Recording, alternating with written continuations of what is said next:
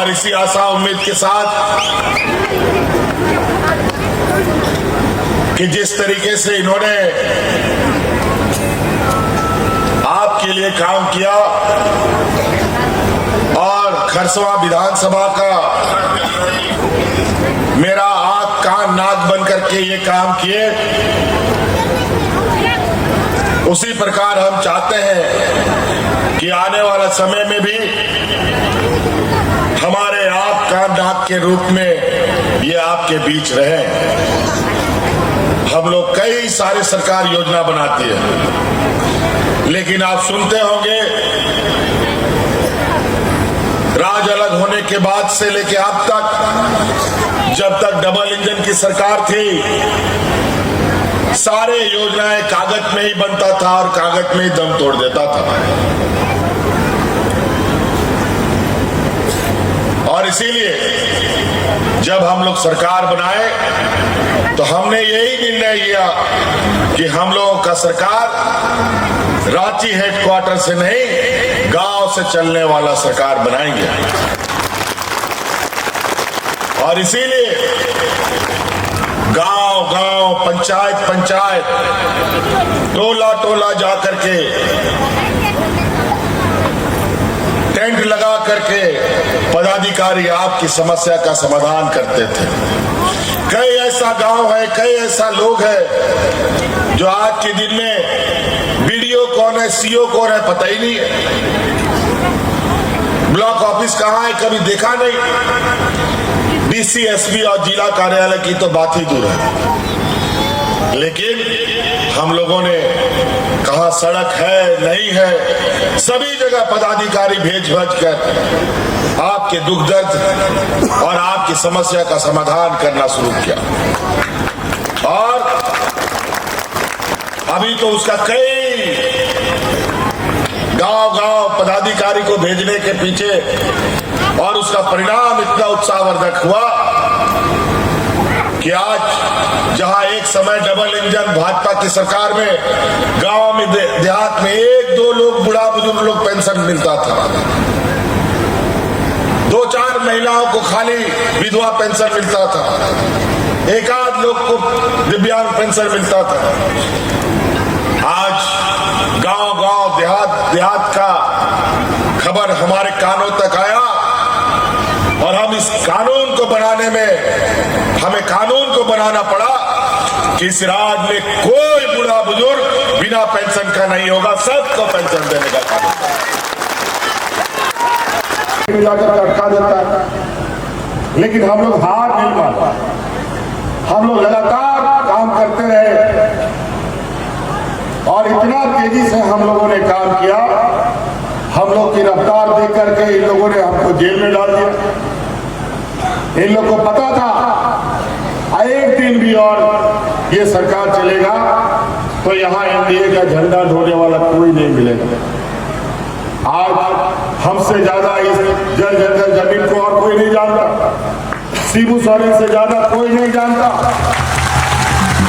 हमारे गांव देहात के लोगों को क्या चाहिए, हमारे यहाँ के ग्रामीणों को क्या चाहिए, वो सारा हम लोगों का दिमाग में रहता है। आज हमारा गांव देहात कितना गरीब गुरुआ है, हमसे ज्यादा कोई नहीं जानता।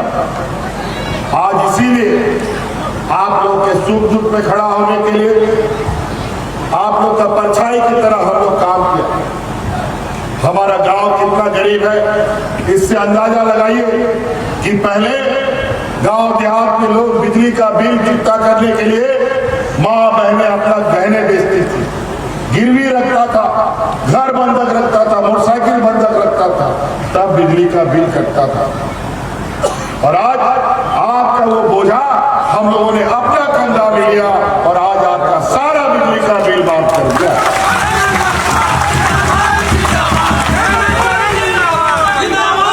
आप लोग का बिजली का बिल माफ हुआ ना, आपका बोझा कम हुआ ना। चलिए बहुत बोलता है 500 रुपया सिलेंडर देंगे, पूछो ना मध्य प्रदेश में कितना मिलता है, पूछो बिहार में कितना मिलता है, पूछो उड़ीसा में सरकार इनका कितना में देता है। नोटबंदी में सबका नोट निकलवा दिया ना, ये सबका घर से निकलवा दिया पैसा रुपया, और महंगाई आसमान छू रहा। रोटी, कपड़ा, मकान, किताब, कलम, कॉपी सब महंगा। एक तरफ ये महंगाई बढ़ा रहे, गरीबों के पीठ पर कोड़ा मार रहे हैं, और गरीबों को राहत देने का काम इंडिया गठबंधन का कर रहा है।